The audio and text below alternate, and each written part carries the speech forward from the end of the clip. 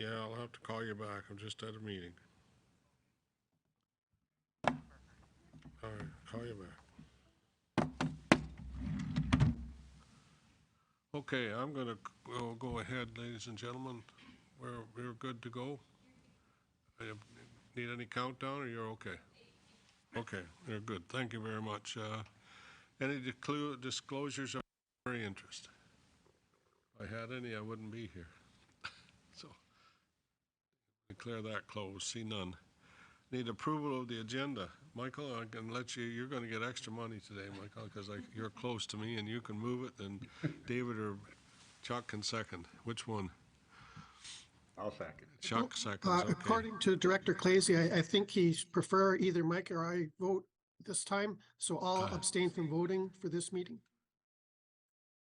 Okay, okay, okay. I think you got a vote, or I can't. It'll be Chuck and I for everything, I guess. Oh, you don't have quorum? Yeah, okay. I don't see any. Did you hear anything, Yvonne? I didn't. David didn't mention it to me. You don't want Mike or David O'Neill to vote? No, I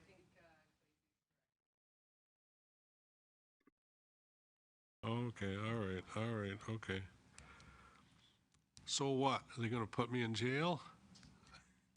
Declare it illegal, maybe. That's what they could do, I guess. I don't know. It's not my problem. It's the province that's got to get moving. Anyways, I'll send some emails out today. All right. I need approval of the minutes. Michael, you're definitely going to move that, and Chuck, you're going to second it. Thank you very much. Any questions or comments? Anything on the minutes? Okay, clear that. All in favor, I guess I need to say. Carried. Okay, election of chair and vice chair is what I need. Yeah, so I can take over from here. Okay. So first off, I'll describe the process. We'll open the floor for nominations of the position of chair first, go through that process. Then once that's completed, we'll do vice chair. Once we open the floor, I'll ask for a nomination of chair. Once it's provided, I'll ask that member if they wish to stand for that position, and then ask if there are any other nominees for that position. If there is more than one nominated, we will have to do a vote by ballot. Based on the results of the poll, I'll then announce who's selected, or who is elected, sorry, to the positions. If there is a tie vote, names go into a hat, and then we'll draw a name from the hat, and the name selected will be the person appointed to that position. Is everyone okay with that process? You mean we got an option? No other options. So I declare that the Quinte West Police Services Board is hereby dissolved, and that nominations are now open for the positions of chair and vice chair. I now ask for nominations for the position of chair. Is there anyone that wishes to stand? I'd like to nominate Her Worship Jim Harrison for the role of chair. I'll second that. Okay. Yes, and I will carry on, or do what I'm expected to do, I guess. So are there any other nominations? So Mayor Jim Harrison is hereby elected chair of Quinte West Police Services Board. Thank you very much. I now ask for nominations for the position of vice chair.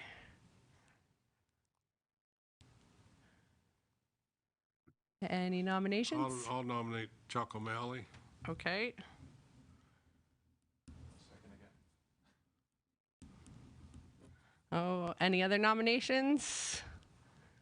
So then we hereby elect Chuck O'Malley as vice chair to the Quinte West Police Services Board.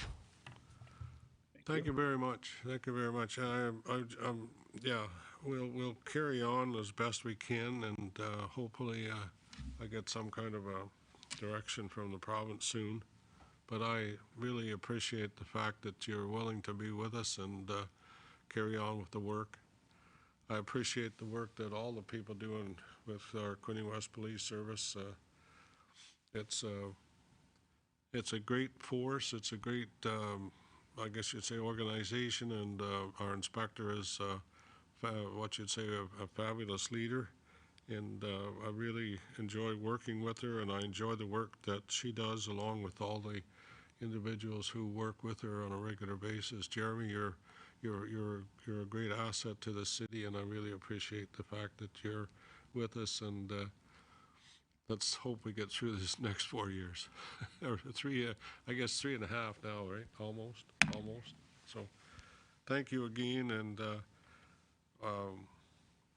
I did interrupt your meeting on Friday, and the reason I saw the cars there, so I knew obviously you're there at the fire hall. I think that's a great facility, great place and only certain people would recognize that you're there, but that's okay. It's great that you've got that spot that's handy, and yes, training is something that we have to do on a regular basis, and we can never be too well trained. Thank The you very fire much. hall is always very gracious to host us when we run out of space at our own facilities, so it's nice to have that as a backup. Thank you. Okay, anything else from any of our members before I carry on? Anybody, David, Chuck, or something's happened to Ted? Have you got? Your worship, I'd just like to welcome our new members, Mr. Kotsovas and Mr. O'Neill, and I think Mrs. Quinn, Sarah is with us today. So I think Mr. Reed, I think he's in the ocean somewhere. Yeah, because I know he sent me a text that he'd be here. Yeah, he sent me one that he'd be here too. So there Yeah. must be some tidal wave that come in. Yeah. Okay. Well, thank you very much. I'm going to turn it.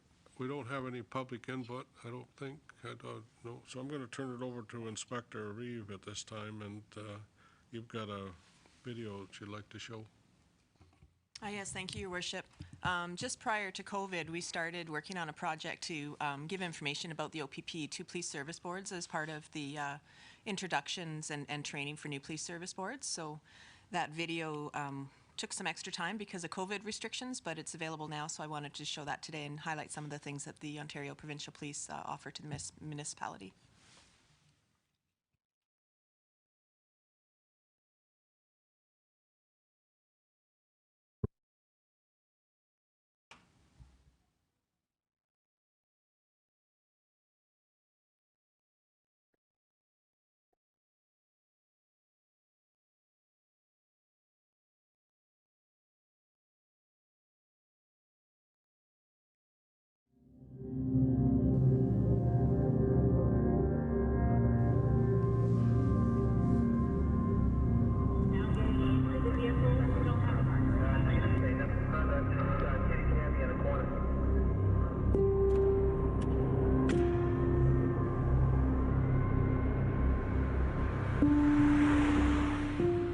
I grew up in South Africa. I grew up during the apartheid era, so that meant there was segregation and it was legal. I've been living abroad and came up to Canada, did my research, and I decided that the Ontario Provincial Police is who I would like to work for.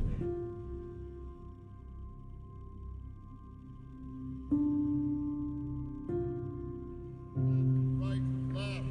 Stretch yourself out there, right marker, rear marker, left, right marker, slow it down.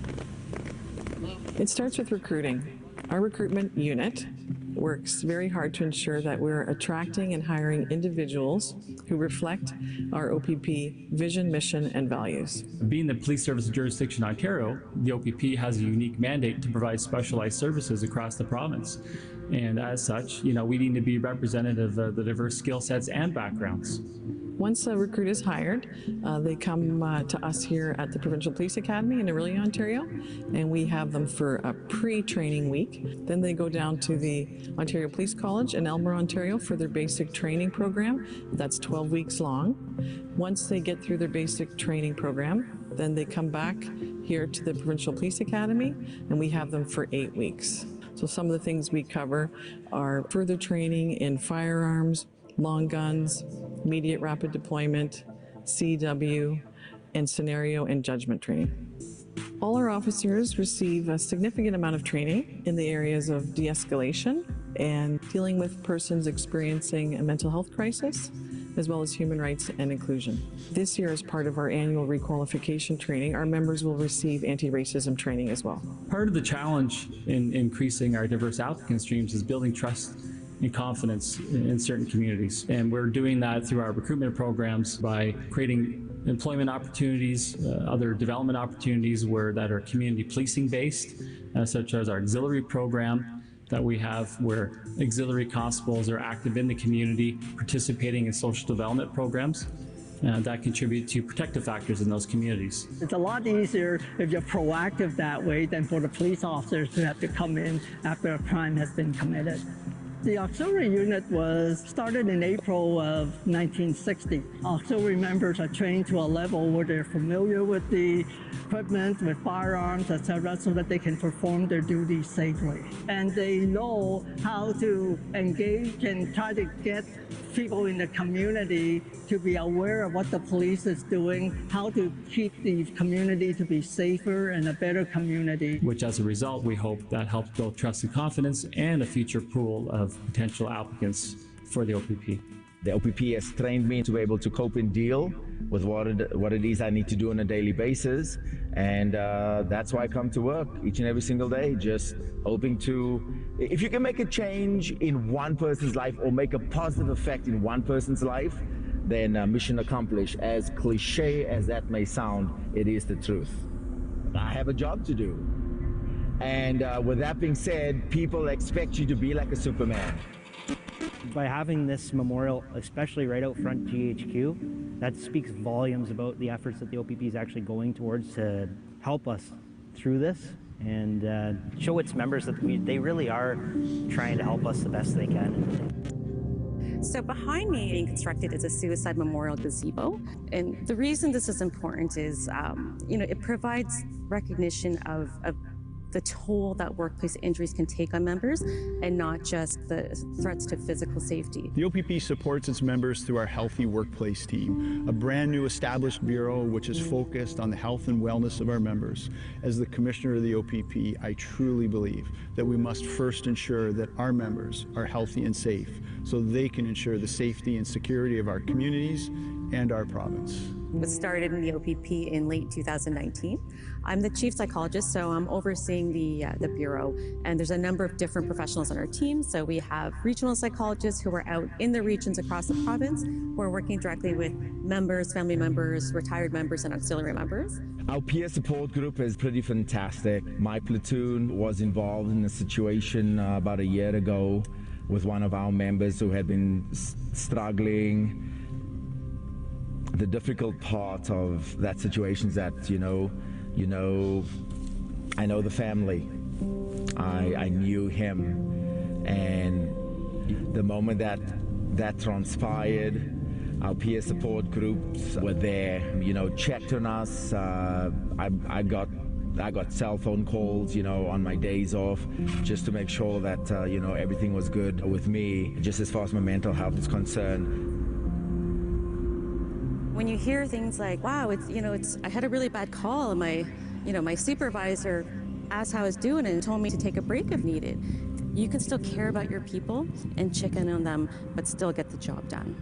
We make sure to support each other that way, because at the end of the day, your partners is who is going to ensure that you get home. When you're helping someone in the earlier stages of going through whatever distress they're going through, then we can get them support and help early on. We can normalize any kind of distress they may be going through after a really bad call. And this way you can have people stay at work much more and then also return to work much more quickly, much more smoothly. It is challenging sometimes to be proactive. I cannot lie, because you're going from one call to the next call to the next call, just to leave that call to go to the one after that. And inevitably, while you're en route to... 011 in Memorial.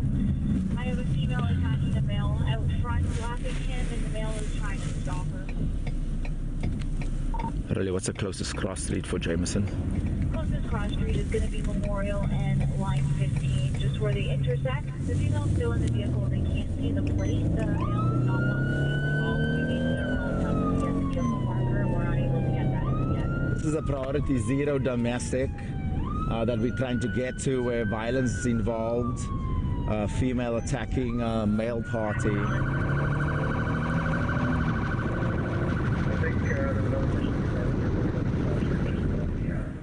You never know what you're going to get, and now you're just trying to ensure public safety, public safety, public safety. Whenever I meet a member of the public in whatever sense and or capacity, I let them know that, hey, I am a human being first, a provincial constable second. So your same struggles that you have, hurts, disappointments, I feel them too, but I have to leave all of that at the door. Why? Because you're provincial constable, you got to be professional. That is challenging. Commissioner Creek created the Office of Professionalism, Respect, Inclusion and Leadership. The focus of the new office will be to ensure that all complaints, whether they are against civilian members or uniformed members, are handled consistently, are handled professionally, and by looking at each individual complaint, what the underlying factors were, what's mitigating, asking the why, not just the what. I think we can learn a lot from that and then better educate our members, both civilian and uniform, and what our expectations are and the high degree of professionalism and integrity that we strive for. I work on a daily basis as a frontline officer to ensure that whomever it is that I interact with goes away with the most positive experience possible. Have a good day. Cheers. I have a soft spot for people that are in need because I grew up in a third world country, and so I know what it's like to not have, and I always kind of check in on him, taking him to a couple of the housing places as well, check in with his workers just to make sure that they kind of getting things on track for him. And it sounds like he's got a couple of options now that are pretty viable. It's just a matter of him following through.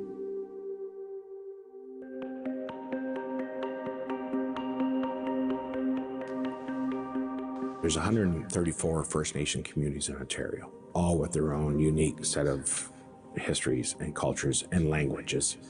And it's so important for this Bureau to be part of this organization, because it's imperative that our membership throughout Ontario understands the role they play in ensuring equitable policing service out there in a respectful manner, a culturally respectful manner. And that is really, when you become authentic as an organization, you're understanding and you're appreciating somebody's thoughts and perspectives, not just who they are, but what they feel, what they've experienced, the history of where they come from. That goes back to the Indigenous awareness training. It's providing all of that as much as we can holistically to our members to give them that background. That's when it's going to change the organization. A key area of our Bureau is the provincial liaison team. They're out there on a day-to-day basis building relationships with all community members, not just the Indigenous community members, because those relationships become key in certain times. It could be times of unrest, could be times of trauma. So it's important to have those relationships that we can turn to that help us find a peaceful resolution or find or be able to provide the necessary supports to the community that are maybe going through a very challenging time. For me, it is all about the public, the safety of the public. I've been here for 12 years. I know the community. I know the good and bad, the seedy underbelly, but most of the time you feel like you don't have enough people. You, as a provincial constable, the buck stops with you. You are everything to everybody. À travers un partenariat avec le gouvernement et les organismes locaux de la santé, la police provinciale a démarré le programme de renvoi des appels de crise dans le but d'améliorer les services de soutien en situation de crise qui sont disponibles au public à partir de nos centres de communication de la police provinciale. Le programme permet à un opérateur ou une opératrice des systèmes de communication de la police provinciale et une personne formée dans le domaine de la santé mentale et des crises liées à la dépendance de désamorcer une situation et de soutenir les individus. Myself and a mental health crisis worker will respond to those calls and try to diffuse the situation and, with their assistance, possibly avoid apprehensions or unnecessary hospitalization. try to create wellness and offer support to that person that's in need. We also do well-being checks of those that we have visited or have had dealings with. So going to see them, see how they're doing, ensure that they get support and stay supported, and medication compliance checks, all those things where that we follow up and make sure that they know someone cares and there's help out there if they need it.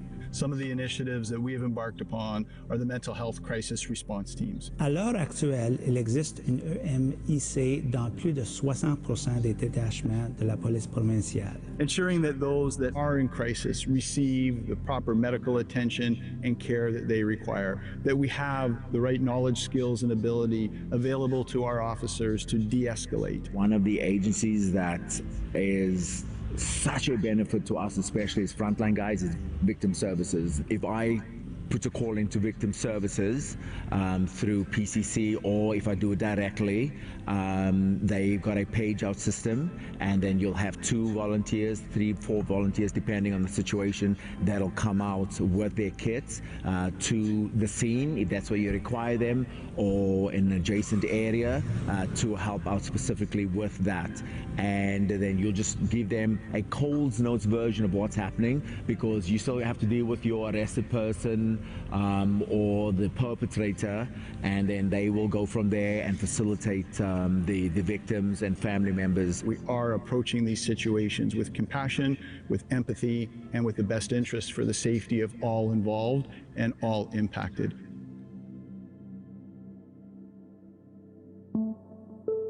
We're looking at ensuring that we have the right number of members to respond to our policing needs, as well as a mechanism in place to more effectively deploy those members as we require them. So the OPP has looked at 2 things. They have a service delivery model that primarily is focused on our staffing, the number of members that we have. It takes into account all of the aspects of a member's job that takes them away from their ability to respond to calls for service. So if they're in court, if they are on leave, if they're on sick leave. So it's not assuming that everybody is there 40 hours a week. And we have a scheduling modernization project that looks at the deployment of those members. I've got a job to do, and I've got to be out there, not only be visible, but be able to facilitate the needs of the public and the community. The need to have members there for community engagement, for proactive policing, to be out there visible in our communities is equally as important to the feeling and the perception of public safety and security as our ability to respond to those calls for service. Northwestern Ontario, we are part of a larger team. You're going to work with your MNR, with the MTO. You're going to work with emergency services. You're part of a team that's ingrained and integrated. You have to work with harm reduction, social service providers. You have to do that to provide the best possible service in a community where there's a lack of resources otherwise. You may be it, and that's so important to understand about Northwestern Ontario. From a municipal standpoint, we had resources available, but not internally. We reached out to the OPP anytime we needed anything over and above basic general law enforcement. I came to Orangeville Police to try the small service policing because I had worked for such a large police service. I was very excited about that small community feeling. In the beginning, most of us believed it was a fairly simple process. Amalgamation kind of makes you feel that way, that it's just you change over to the other police service, but there was an application process involved that was fairly lengthy, but we did receive assistance in doing that from the Bureau in Aurelia. Most of us that applied for jobs did get jobs with the OPP. Once we got into things and went to Aurelia for training, it started to feel a lot more like home. The reality is, for an officer, not a lot has changed. I still live in the same house a couple kilometers from the station. I come to the station every day. I deal with the same people in the community that I've always dealt with. So from my perspective, policing in general doesn't really change from one service to the next. The job doesn't change, but the opportunities do for sure change. And I feel like OPP really does concentrate a lot of their resources on getting out into the community, and we're encouraged to do so. We hosted an event yesterday at our sister detachment up in Primrose, and that was for our Special Olympics, and it was phenomenal. It gave us a chance to bring in all of our specialty units. We had ERT there, we had a police dog there, we had our big mobile command center set up, and the kids just thought it was fantastic. There's no better way to be community focused than that. Now that we're members of the OPP, we have every unit available to us that wasn't before. Units such as our K9 unit, our IDENT unit, they're available with just one call to our provincial communications centers. And that's what makes the OPP so unique, is that there's lots of opportunities and units you can go to. With that being said, we have our invisible policing that goes on as well. The trafficking of illegal firearms and other offensive weapons continues to threaten public safety in communities across Ontario. We were able to identify 4 distinct and unrelated criminal networks responsible for trafficking firearms, explosives, cocaine, and cannabis.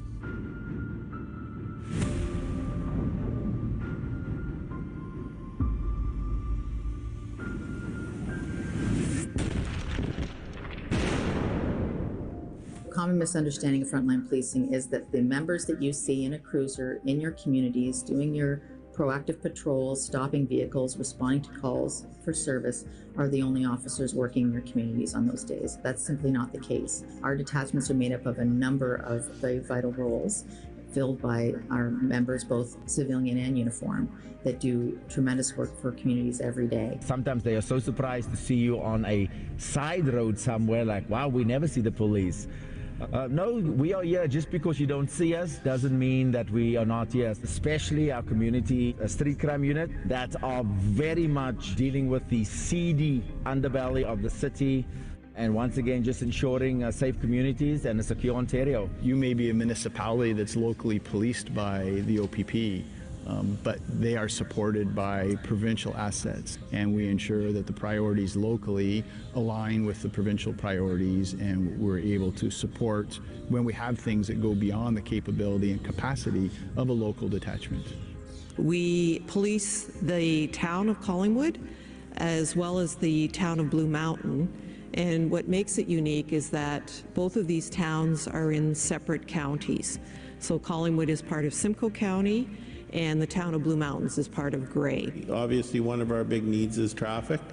The other thing that's important to our citizens is that community flavor. In terms of our contract, we have as add-ons is a traffic officer, a sergeant, and also an administrative clerk.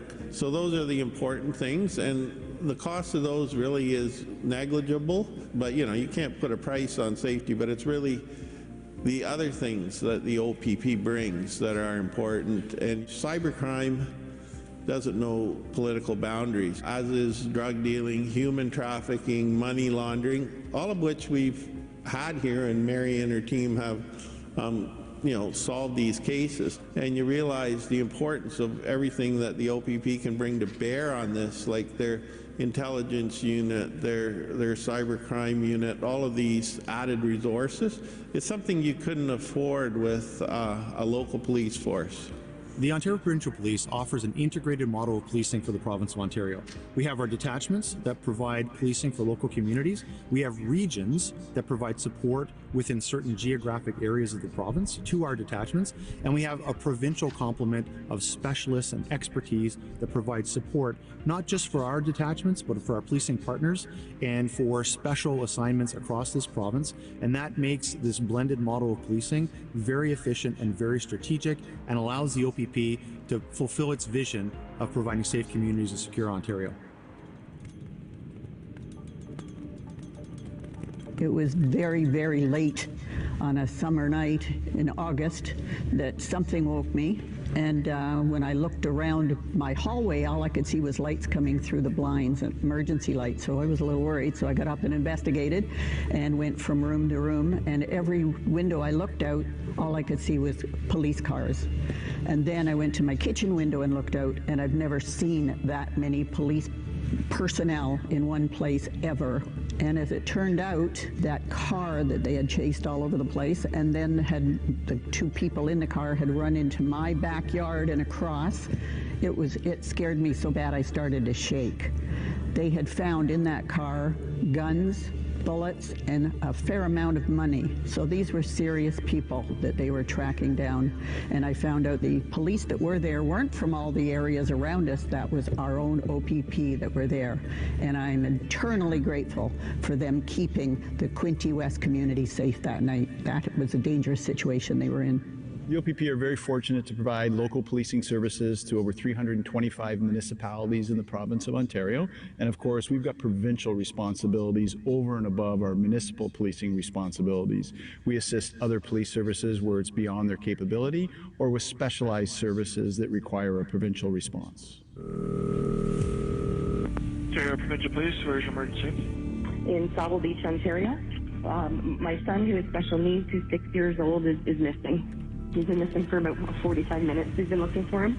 Any idea where he might have gone? I think he's in the forest behind our property. I've checked everywhere else I can think of, and I can only go so far back by myself in the bush. What am I supposed to do? Am I supposed to stay put and wait for police, or am I go out looking again? It'll be dark before we know it. Earth to OPP helicopter. Yeah, go ahead. Can you give us a rough idea of where you saw the object? Yeah, it's just near the water line there. What we're seeing here is what appears to be a person in a prone position. CFOPP to any ERT guys down there. Yeah, does anybody on the ground there have a set of NVG's night vision goggles? Yeah, Team 3 does. Okay, so from CFOPP, what I'm doing is firing a laser right now. Just wonder if somebody could use their goggles and see if you can see that laser. Okay, 10-4. So you've got several officers now making their way to it, and you're actually not far, maybe 20 meters.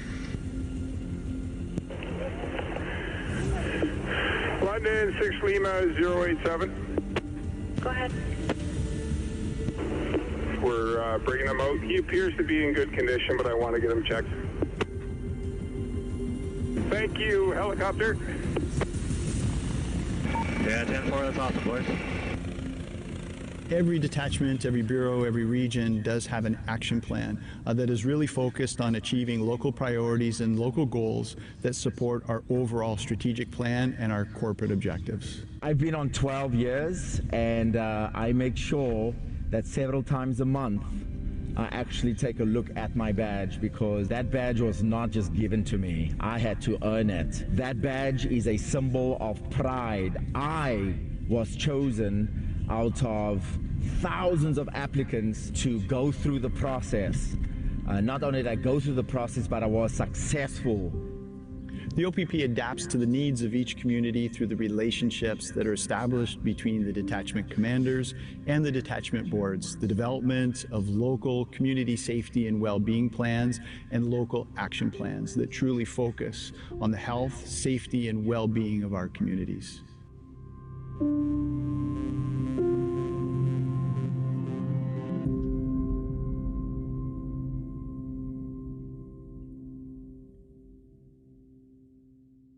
Thank you very much. Thank you very much. Great. Okay. So that video is obviously an overview of everything that the OPP across the province has. But locally, we do have 70 officers, 12 civilian personnel. We have emergency response team members, highway safety division, a K9 unit, our auxiliary unit, and a member from the Ministry of Transportation, a Ministry of Transportation officer that work out of our building. So everything that you saw there in all of those different areas has happened here, you know, in the time I've been here, but certainly for many years since the OPP have taken over. Any questions, board members? Anybody? Any questions or comments? Good morning, Mr. Reed. Glad you landed safely. I can't hear you. You're looking good, but you're silent.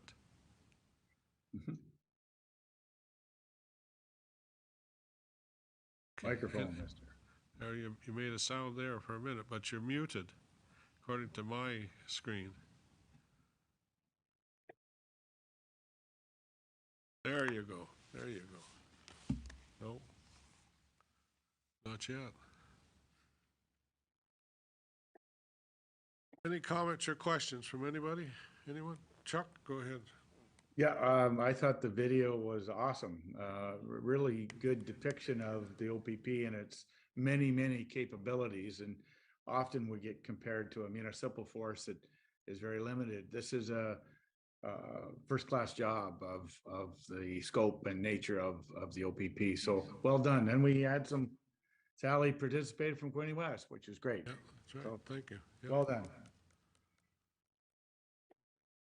Thank you very much, and I'll just keep moving on. And I've got Alan McGee here today, and privilege of presenting.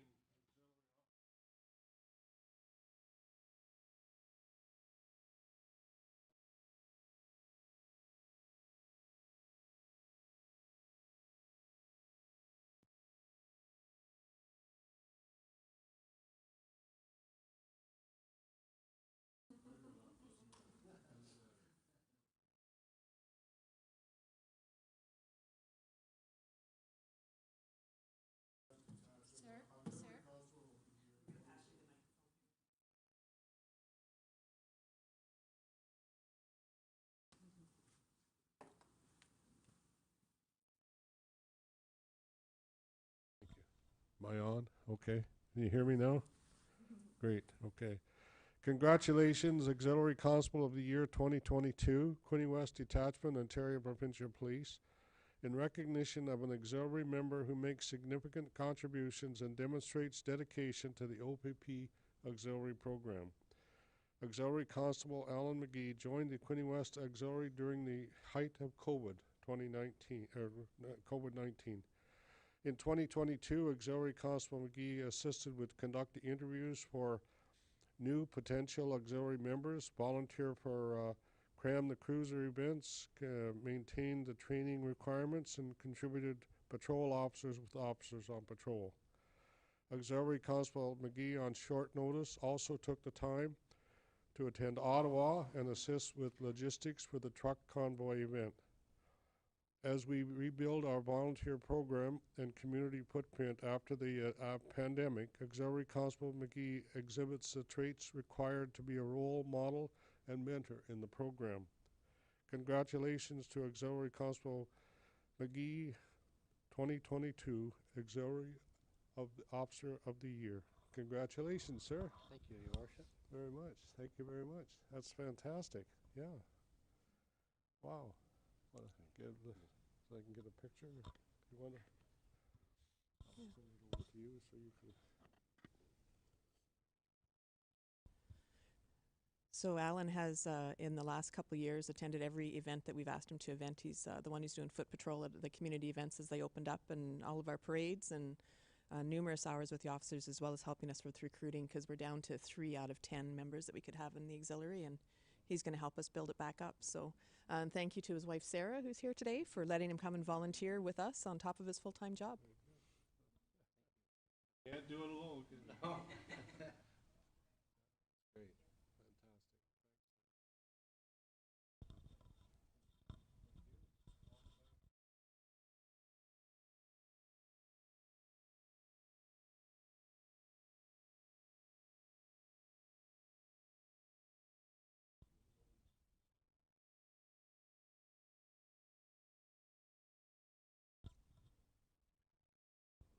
So I want to thank my wife for giving me the opportunity to do this, the inspector, the mayor for the award. This program is, it's helped me develop professionally and personally the last year and a half. It's a great program. I encourage individuals who not necessarily want a career in policing right now, but maybe want to volunteer, and they can kind of see what goes on at the detachment, what goes on in the OPP. And yeah, I mean, every time I put this uniform on, I just,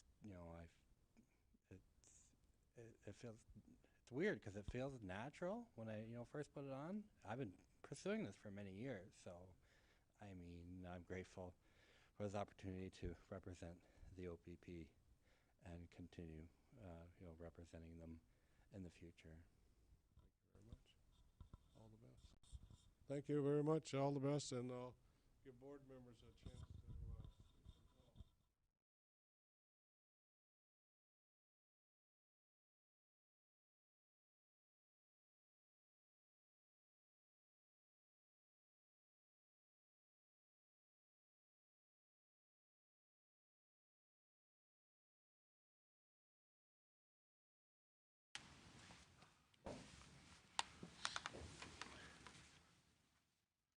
Quinte West is the best.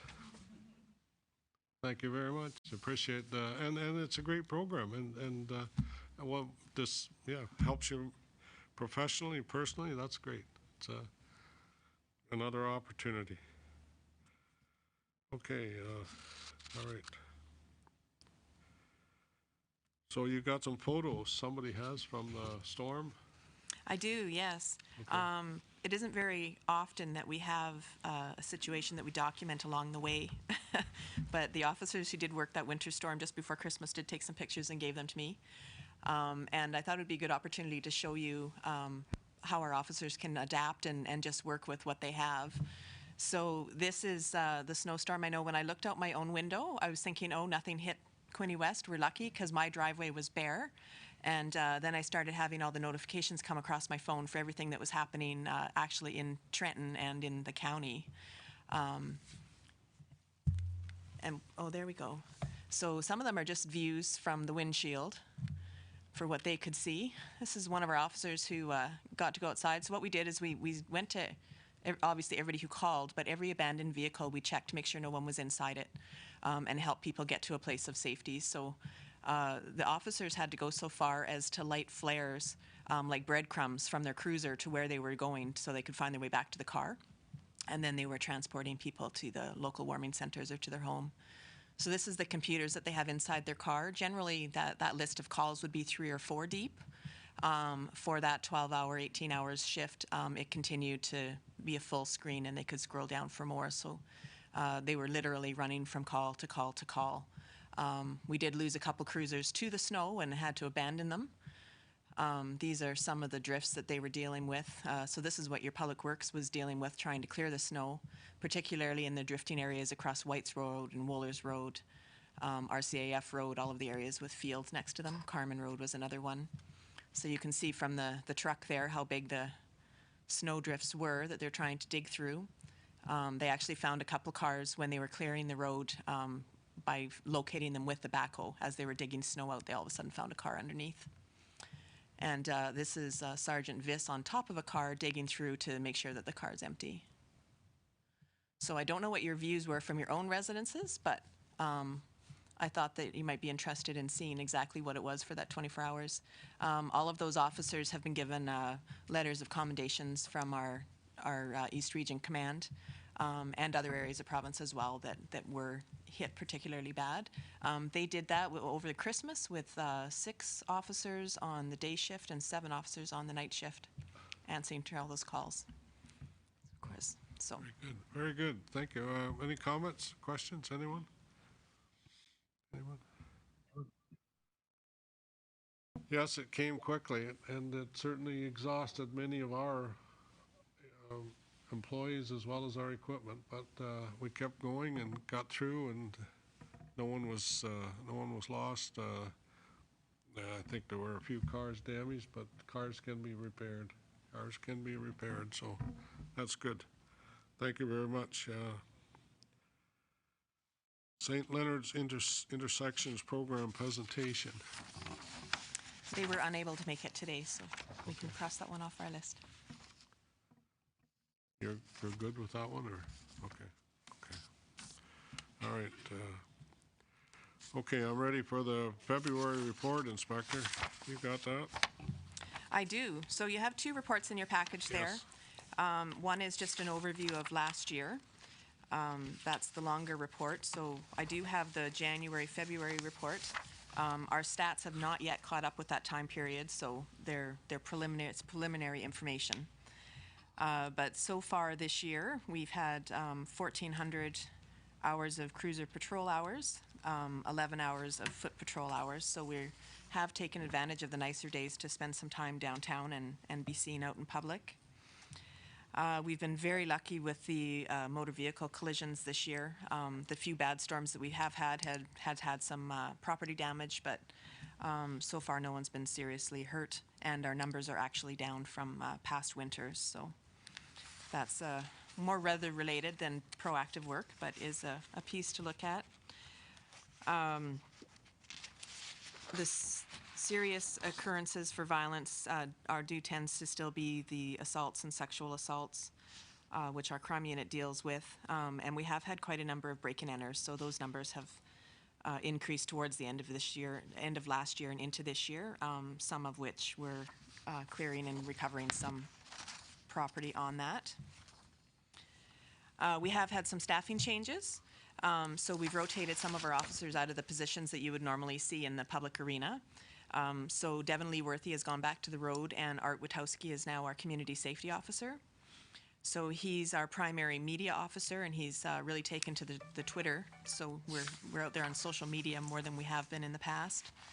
Has done some proactive interviews with Global News around ice safety and snowmobile safety. He's been working on recruiting drives. Like everybody, we're looking for people to fill our vacancies, so we want to recruit local members who want to stay in this community. He's been working with community policing to do some of their senior fraud presentations and some outreach in the school. And then we also took Maggie Pickett, and she's back on the road as a frontline officer, and Andrew Howitt has taken over the role as the community mobilization officer, which is our mental health liaison. So he primarily works with our impact workers, assisting with the mental health calls, where they've had 56 mental health calls already this year and 96 follow-ups with people who were in some sort of distress or required assistance. He's been participating in all the local community committees and getting to know all of our partners. We did host a positive space and trans awareness training with people attending from Children's Aid, the library, victim services, Canada Mental Health, our impact team, Hastings County, and the Community Health, St. Leonard's, and the Quinte Youth Center. So everybody across the board was in that room collaborating on that day. We did participate in the In Our Shoes Community Engagement Walk on Sunday, 12th of February, which was part of our Community Safety and Wellbeing project. And then some ideas of individual impact. We had one local residence with 32 calls for service in the 3 months prior that was taken to the situation table. And has now found a place to stay, and we've had 0 calls in the last 6 weeks. And then another local residence with 34 calls in 3 months, also connected to resources. And then a local senior that didn't have, had some issues with memory, and her family was not aware that we were able to connect with family members and relocate to a safe place. So the individual stories and those one-off people where you know that you made a difference, that program with impact and our mental health officer definitely pays dividends. Our auxiliary unit, as I was saying, we currently have 4 members with 6 vacancies. One of those members is on a leave, so we're actually down to 3. But the auxiliaries we do have are very enthusiastic and participating in all of our different recruitment drives, ride-alongs, community events. We've been training. We had a little bit of a hiatus over the COVID time when we couldn't get together, so we're catching up with our officers. Did local training with the Crown Attorney's Office, confidential informant training, interview seminars, human trafficking seminars, training them in criminal investigations, sexual assault investigations, traffic stop investigations, traffic collision investigations, media, coach officers, supervisor course, breath technicians, drug investigations. And there's more, but I thought that was enough to fill out that paragraph. That's all right. And we have 2 new recruits starting this week, both of them with names that are a little bit of a challenge for me. PC Dylan Pietzeski, he's from the Kingston area, has just joined us, and Amandeep Nain, who I have yet to meet, but he's working, I believe, tomorrow, his first shift. So, and just to flip back to the last year, one of the things that we often get feedback on, obviously, from the community is our traffic enforcement. As we know, speeding is an issue across the municipality, as it is in every municipality. And one of the things that we often hear is individual residents feel that we aren't in their part of the community. So I pulled off just a quick ticket dash pad to show how many provincial offenses we laid for what different types of offenses. The number of stunt drivers and people who are either suspended or without insurance or both is increasing, and that's a large part of our focus. But just in general, the distracted driving, seat belts, and speeding remain our main things that we look at, and of course impaired drivers, which we get way too many.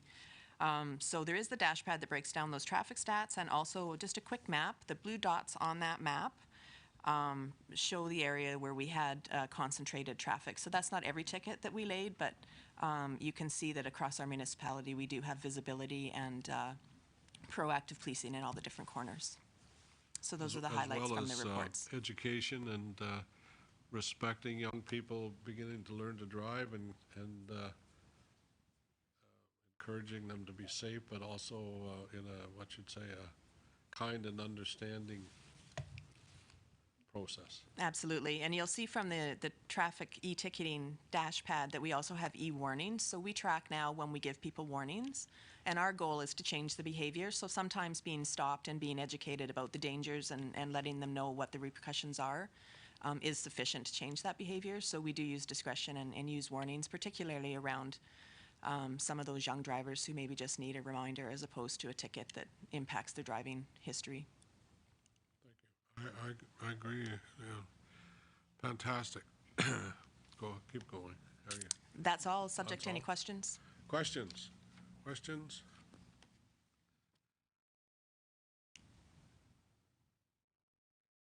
Go ahead, Mike. Sorry. Thank you. How would you know that someone doesn't have insurance anymore just by pulling them over for something else? Now that they've gotten rid of the sticker, just.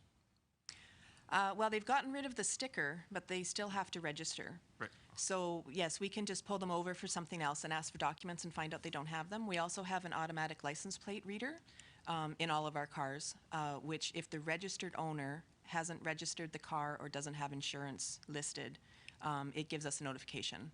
So we can drive by a car, it reads its license plate and lets us know. So it may not be the owner driving, but it'll give us the information about the driver and the vehicle as it's registered. The number of people who don't understand that they have to register is still quite significant. So often that is a matter of telling them that even though you don't need to buy a sticker, you still have to go online and register your car and hopefully get some compliance that way. But anyone else? Anyone else? Okay. Thank you very much. You want? I was at the station there last week for the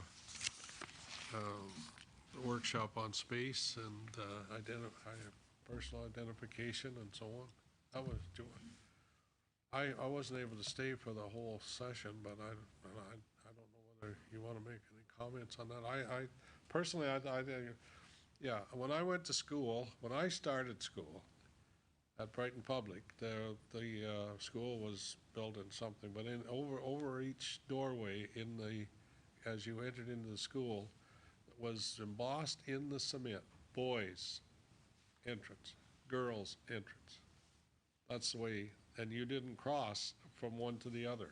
In fact, there were playgrounds where girls were allowed to play and boys weren't, and that's the way it was laid out when I went to school. But obviously today it's changed, and I see the OPP is making significant changes in dealing with everybody and being trying to be so all-inclusive. That's what I felt was happening the other day when I was there. So. Yes, very much so. So I've attended that training in the past. I was not able to attend this particular one, although it was very well received. Yes.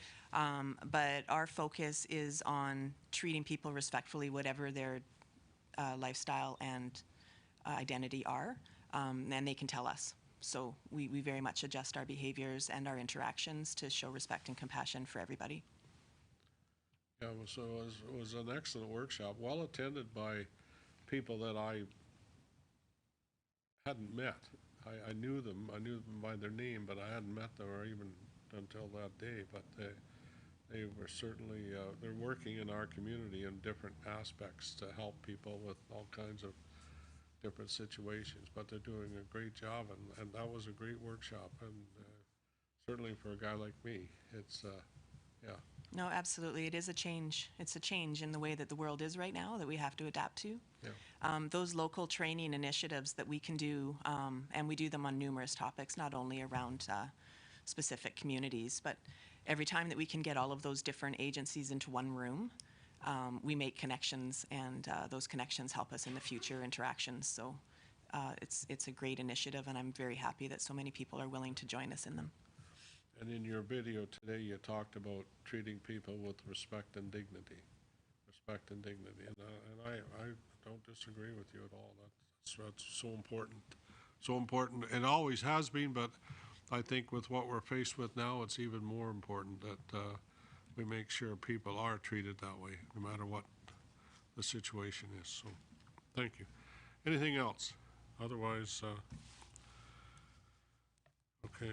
I haven't any other decision item meeting. I don't have any other. I think, are you all finished on all your reports?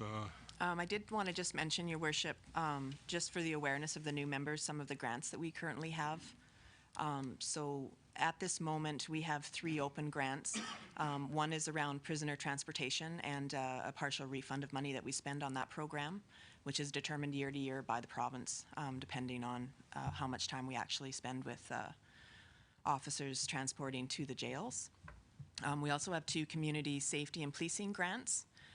One of them supports the victim assistance program that we have running out of our detachment and the Intersections Youth Program, which is changing, and that's why we're going to present on what that was today, that this grant supports.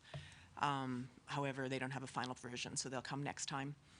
The other grant that we have supports our community safety and well-being projects, and partially recovers the cost of the mental health officer, but also provides for the wellness seminar that we ran last year and will be doing annually for the next couple years at least, and some other community initiatives. So all of that money is funneled through the Police Service Board to support community partners who assist the police.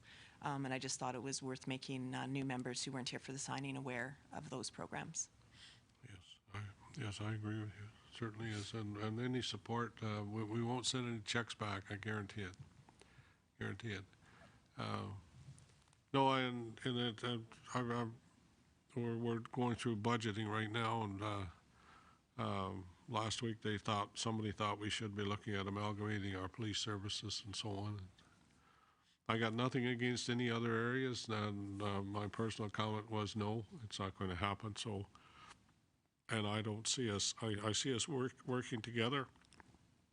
And I know Inspector works with all the detachments in our area or close to us, or wherever she's able to assist. That's what she does, and does it well. And all the members who are part of our Quinte West OPP respond accordingly. So, as we noted in the video, sometimes more are needed in a particular area, and we're very fortunate to have those resources available. It seems very quickly, but I'm sure it takes time, but they do respond accordingly. And our 401 is a great place to travel, but it's also a great place for other people to travel and stop into Quinte West. And yes, so again, we're doing our best. And I have to really admire all the officers who respond to 401. And maybe I shouldn't just single that out, but a 401 seems to be so busy, and everybody's in a hurry. Whatever the speed limit is, you're not going fast enough. It's not going fast enough. So I certainly admire them and respect the work they do all over. But 401 is a busy road, and we need that help out there. We need that encouragement to follow the rules and stay close to the speed limit. So, any other updates? Any other business? Anyone have something you want to bring forward at this time? Anyone? Go ahead, Ted. You're on. You're quiet. You're muted, according to the screen.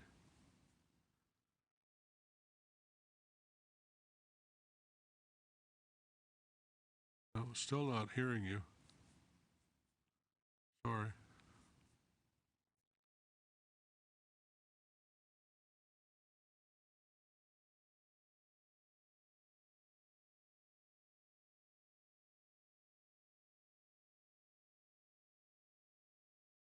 Charlie Chaplin here. Silent movie, I think it is.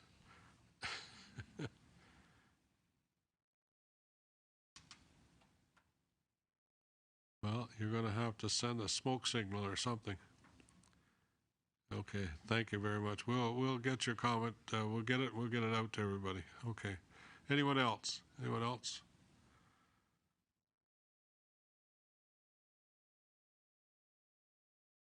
Well, again, I think we're close to no other business. Nothing else. Thank you very much, Inspector and Jeremy, for being here today, and Councilman McGee for taking on the role in auxiliary, and we sure hope that your moving forward will help encourage others to recognize the importance of the role and the opportunities that it provides. So hopefully some others, you know, I need to go into closed session for just a few minutes. So I'm going to ask that we move out of open and we'll move into closed session. It shouldn't be long. I just want to bring you up to date on the situation. Councillor O'Neill knows about this, but I also want everybody else. So. And Your Worship, just before we move into closed, can we get a mover and a seconder on the correspondence, please? Okay. Mover and a seconder for mover. Chuck moves. I need a seconder for Mike. Thank you. All in favor?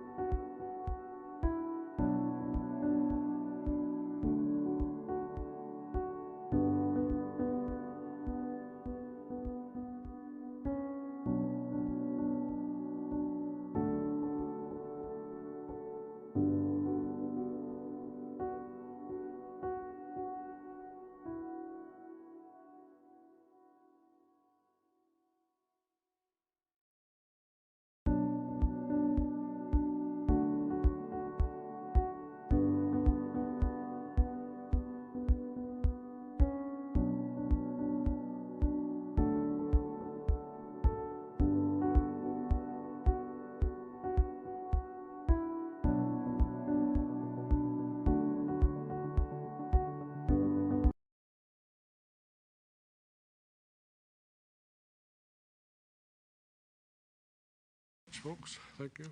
Thank you very much.